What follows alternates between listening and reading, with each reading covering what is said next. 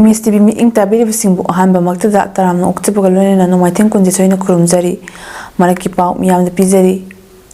Council of Higher Secondary Education Manipur na sinduna pangthokpa class 12 examination ngasidagi haukre ayu pung 10 dagi haukiba exam yaunaba mahari singna masa masa gi exam center singda matam chana yaunaki sahi asigi oina class 12 examination asida punna mahari lising kuntra mathoi chahum yankhini thoina tongan tongan ba center chama tara mathoi da exam pigadauri apun be examination center chama tara mathoi gi manungda center kuntra tarukna chingi district tara dani aduga lemhoriba center humfudara mangana tampaki district taruk-tani Churachandpur amadi Kangpokpi district ta center taruk yauri handagi exam asida science stream da mahari lisingani Makpigani lising kunithoi chatrok kunthranithoi arts stream da mahari lising ni panchama amadi commerce stream da mahari chatrok kunna exam pigani state asigi hojik oriba fibam masi yenglaga exam asi mapung fana amadi aso engam yaudna pangthokpa yana ba council gi maikedagi flying squad humfunipan semna yengsinbagi thabak chathaki irang thokliba mafam singda invigilator amadi flying squad ki team da yaubasing kuki amadi maitai sing yahandana neutral oiba community singi image singna oigadauri amaromda ngasidagi hauriba examination asi kanglon chumna pangthoknaba tungan ba students organization amadi guardian organization gi thongbi singsu kosemda mating pangli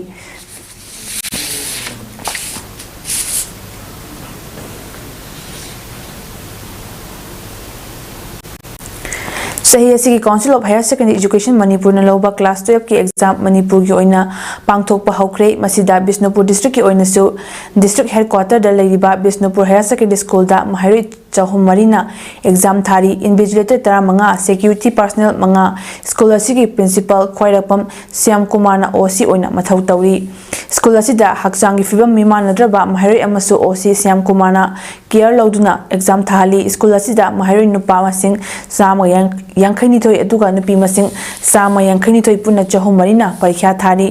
absent oiba mahari yaude aduga Namboal Higher Secondary School dana mahari chahum kuntha taruk exam thari aduga improvement gi oina mahari anisu exam thaba yauri Namboal Higher Secondary School gi principal Ranjita Mesnam na phongdorakpada school asida CCTV camera siznaduna mahari singna niyom chumna exam famnaba akhanaba thawrang aukhatli masina tungi yumbel oigadoriba mahari singda afaba lambida khongda khibada mateng pangni khali ngasi exam thaba asida school asigi oinadi differently able person amata yaude karigumba yauramba taragadi makhogi damak section exam thangani invigilator singna su ningthina mathau tauri haikibaga lonena mahari singna ingna chikna santi oina exam thaba oisanu haiki panba yabadi Bisnupur district ki oina school tara mathoida center oiduna mahari singna exam thaki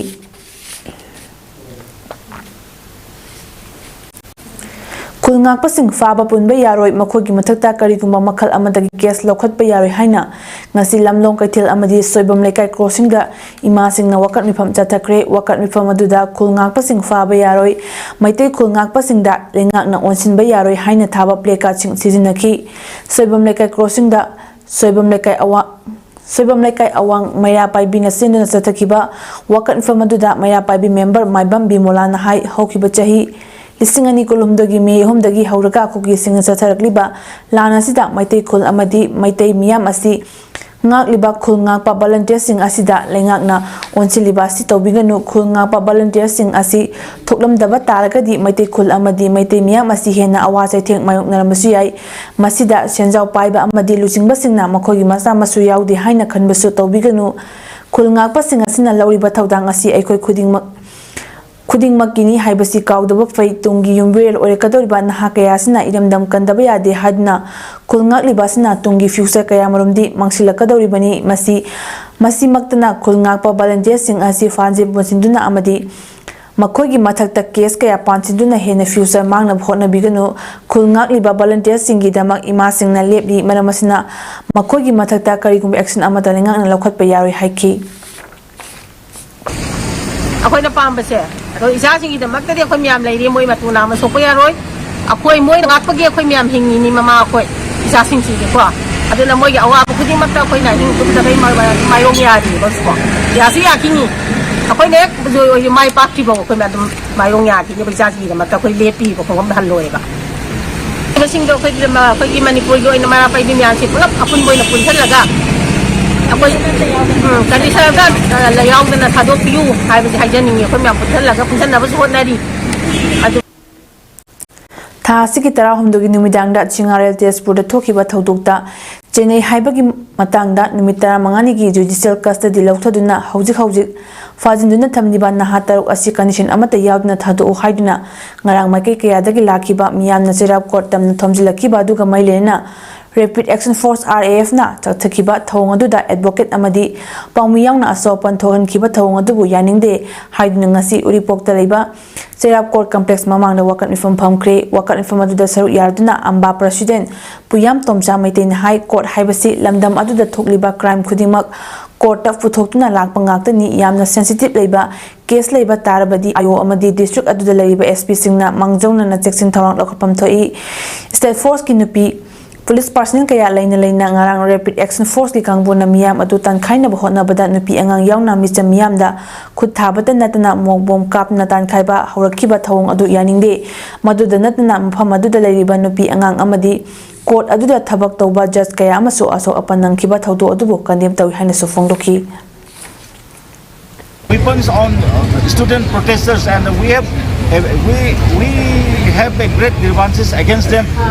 We think that they are not competent to control the court, and so we have made an appeal to the government to institute a committee within 7 days headed by a judge of the retired judge of the High Court of Manipur to fix responsibility. And we strongly condemn the use of force in Chera Court complex yesterday. This all must be like to say. My name is Puyam Tomsamite. I'm the president of Government of Manipur Language Planning and Implementation Manipur Sinduna ngasi Major Khondaliba Manipur Press Club ta multilingual education is a pillar of intergenerational learning haiba hiramda International Mother Language Day lisingani kunmari CE Palan thoram pangthokre thoromaduda Sahitya Academy Awardee Dr. Thoksom Ibohanbi Language Planning and Implementation Manipur Director MCSL Radhakanta amadi GP Women's College Danamanju University ki Manipuri Department Head of Department Dr. Walkom Romesh na mathangsina thoromgi athoiba mitungnen sing oina saruk yaki Thoramaduga Mailena GP Women's College Danamanju University ki Manipuri Department ki Head of Department Dr. Walkom Romesh na high kindergarten dagi haudna class 12 fawba board amadi council na loba examination singda English subject nadana tongan ba subject singi question same matamda maitelon da pakhum piba yabagi ayaba leiri adubu question da maitelon yaurabusu pakhum pirekpa matamda maitelon amata pirektaba si kari maram gino haina mahairoi singda hanglubada board amadi council ki maitelon gi oiba lairik leite textbook pirekte haina pakhum pirek libasi maileinaba mioi singna yengsinbiu amaromda national education policy lagle grassroots level da social welfare gi makhada lekai gi angang singda takpi tambina bagi damak tawriba anganwadi asida ABC haina takpi bagi mahor isagi irol EX kok samlai haina sandokna takpi tambi bagi apamba so fongdoki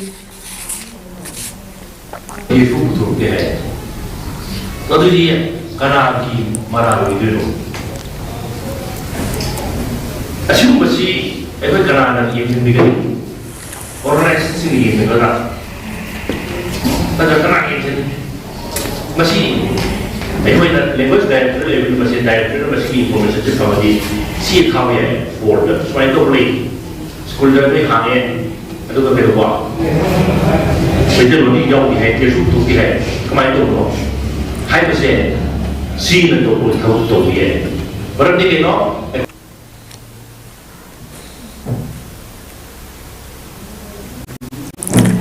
Sugunuda no makeup na balip lubuso miyang mipabadi adumak lady yum chang na bang nadri linga ki thong miyam na pinendaba hengalakli tha asigi hokiba tara marigi ayuktagi sugunuda koki terrorist singna landarakhiba du chair amasupna chatharaba matung ngarang ayuk sugunu dongyang lalofai amadi napata security na operation tatakhibadagi lepki adubu dongyang kholdagi tangkak ahumda amuk nomi kapsilakre sugunu amadi lalofai dongyang amasung napar ki mafom singda ngarang operation chathaduna security na area domination ki thabak chatharabasu ngarang numidang waram pung 6 amadi nipalom tarakpada koki singna ichum tabi Nang maikaydagi nongmay kapsilaki ngasisu ayu pung 10:30 amadi 12 khara helakpada nongmay kapsilakpagi khonjal taki sugunugi maikaydagidi hauzik phawbagi oina handuna pakhum piba leitri sugunuda kukisingna landarakliba thong asibu yaningdabaga loina oiraklibu fiu masigi matangda penda wafam kaya fongdokladuna sugunu khul praja Ahibam Santoina Hai Sayol Amachupna Kuki terrorist na landarak laba matung ngarang khudakta security na operation chathabadagi nakal anida nongmay kap na balepkhre adubu lan asina maram oidaga mayum makai thadokna chenkriba sing asina akai atoi thoklaba yum masing asi semjinuna amuk hanjinaba chapchaba security layabra amadi laybas police amadi VSF na kayam kuina security pigadawribano masi center amadi state lengang na pakhum pibiu lonena tha sigi tara maida kuki terrorist na hawakhiba lana sibu khudakta lephanbagi mahuta makhogi bomb top kayana yumsing amangata thokhalaba matunda lephalibasi kari karamba aronba agenda no kuki gi mi kaya sikhibagi no makhogi nongmai maruloi ra natragana makhogi akai atoi thoklaba bunker sing asi semjinaba tanja pinabagi ra haibagi wahang asisu hangningi Makata aduna mahakna hai makatana amuk hana attack torokloi haibagi chap chana responsibility asi kanana lawgadawribano lengak natraga state force amadi leiriba BSF asina lawbigi hairagadi ekhoi yumda hanjilaklage mamangdasu lan taroi hairamaga taraki amuksu attack taroi hairaga tarokpada chamjaraba ahal pakhatkibadagi thawai thakre yum kaya amangata thokanki asiguma phibam masida lekai ekhoi praja sing asi kayam kuina ngauduna thamgadawribano ngarang maktadasu operation chathaba loriba matungda amuk nongmai kaplakpada natana akamba wahaisina nongmai maru loirabra amuk hawasi haibin chingba lausilaki khulgi makaidagidi adumak tumina leki nakal amarom amadana Bisnupur district ki kumbi kendragi manung chana lariba napat asi tasingna Chorchanpurda sinakrabra napat ki administration amadi security asi Chorchanpur ki DC SP gi makhada pithokrabra haiba wahangasi Bisnupur district ki DC SP amadi leiriba MLA da hangjani nongmai kaplakpa matamda miyam sing hingnana bachenba pislei karisu tawroi amuk haiba aduga amukna yum kai mangba yaba manghalaba matungda lambi sorokta security khara thoklaklaga nongmai kapa lephanba sigumba cherak sahingnaba sugunugi praja miyambu lehaliba si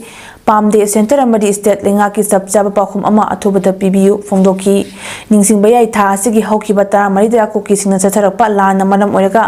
pakhatkibadagi lekhidraba miyoi manga sukrabani BSF ani sokre amadi khulnga pa ama sokhiba lekre yum kaya bom amadi nongmaina panbdagi amangata kaya thokhankibasu lekrabani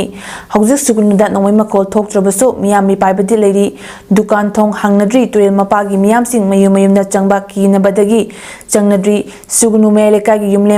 yumlembam Robindrogi yumda bom tasinbadagi akai atoi thoklamba thingnabaga lonena moyangthem Ramanandagi yumdasu bom amadi nongmai maruna palmdagi amangata thoklamba thingnaraki haiba thaudo asi February 18 da kuki singna kapsilaki ba bom amagi nongmaina oigani hairi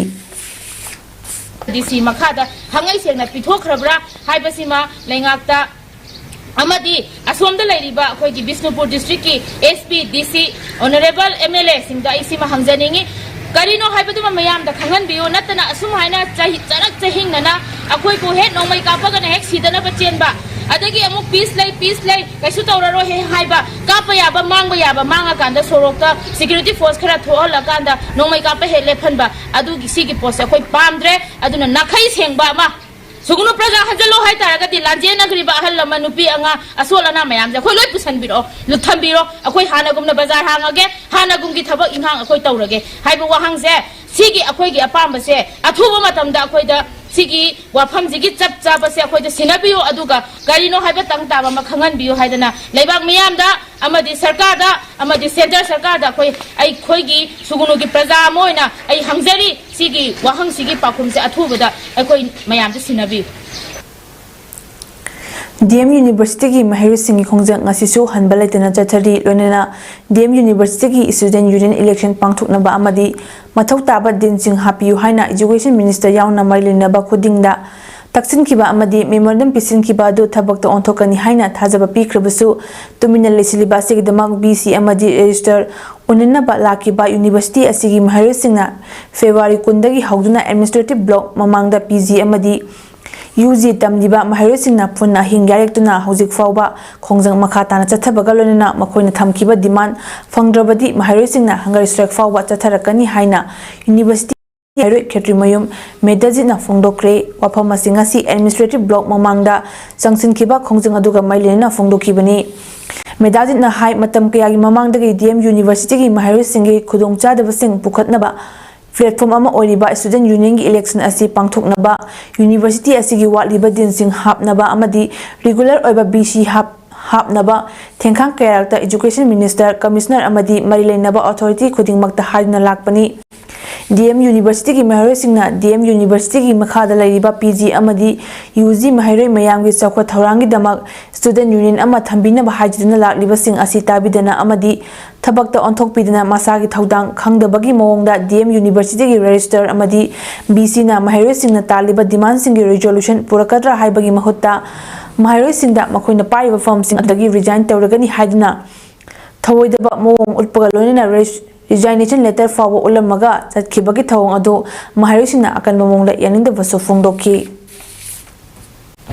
ngarang dagi sar thana direct tuna lakni aduna sa chama amudi abu wana ba fiom adu oi haitare akoi gi dabi si tabi tabata agadi akoi khata na hunger strike fawo koi chacha ni sem sadana leijeri haitare koi sa chama gi dagi atu matam dam lenga pai ba koi gi mako koi ba koi gi babung sem birena miyang changbiyu karigumba koi sa chagi dabi ase tabata agadi koi makan makak ya gi khudung changsilakani haibasi Hauzik thukliba irang asida Manipur ngaknaba thorokliba lup khuding amadi village volunteer singna thoraktuna imaleba ngakliba sida mama singnasu sokthabana dina makhoi damak lepli adubu makhoi sing asina tawning bata taruklabadi mama obi singna yaba ngamloi haina amkil di president KH nganbina fongdokre ngarang lamphel da leba nupi samas ki office ta pangthokiba paw inform amada wafam masi fongdokladuna nganbin hai Mahairoi lup amagi president odiba KH Haridev Sharma bu MU dagi thorakpada Pambaina luchingba UNRF ki team amana mahakpo fadna pukiba se yaningde